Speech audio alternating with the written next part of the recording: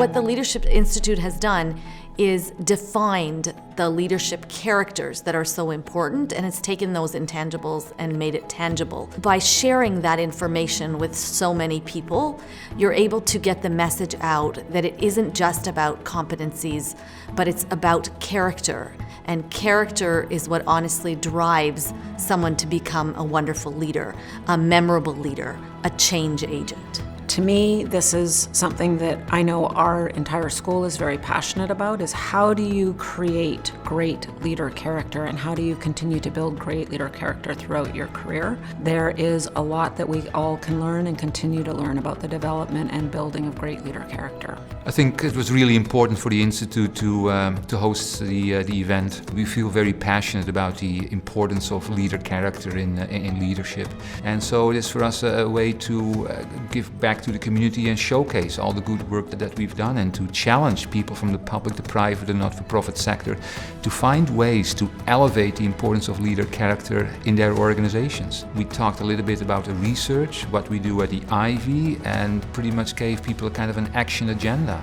Well, the outreach is extremely important because otherwise it becomes the best kept secret at Ivey. There are many things that I think we should all be very proud of. It has now given Ivey and other business schools that choose to adopt the tools to create better graduates. We need better leaders that are character-based. I'm really proud to be in the CRA. We've got a really solid partnership with Ivey. They've got this amazing body of research that we're now taking in a large federal institution, and we're infusing it throughout the whole organization very deliberately. So it created the position for the Director of Character Leadership, which is a one-off, one of a kind. And we really made sure we understood the whole leader character model. You need the character to actually activate your competencies.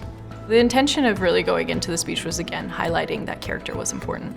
We had a lot of the ingredients you needed to be successful within an organization, but really the management team made the difference. If you run an organization, are you listening to the people who are speaking out within your organization? These are fundamentally the things that are really important to pay attention to, but probably haven't been highlighted as the main reasons why this particular failure happened. All dimensions matter, as we say with the character approach, but transcendence to me is huge. Being optimistic, being purposeful, being creative.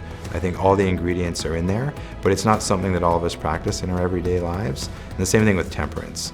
Temperance is usually the least developed dimension. Being calm, being prudent. We talked a lot today about leadership excellence. If you truly embody the leader character approach, and those transcendence and temperance dimensions that are often deficient with most leaders, you're actually going to live a better life. If you start looking at the humanity and the humility of a corporation or a team, I think you really start to look at the culture and how people act towards one another and kindness. And certainly I think that's something that I've learned over the course of my career, that they do go a long way. Events like today, they're a chance to expose what we're doing to all these business leaders. And there's the organizational impact, but then there's the individual impact.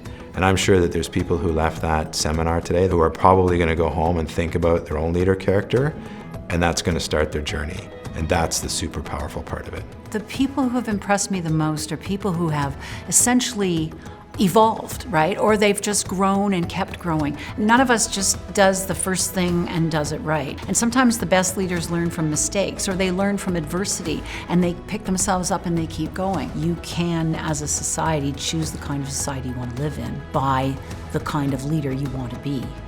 And on the other side, the kind of leader you want to follow. I think if there's sort of one thing that I want people to walk away with today, it has been that all of the presenters today talked about how much they have grown as leaders over time, and that there are these great lessons that they've learned throughout their career and from sitting and participating in events like this that have really helped them to define themselves as leaders.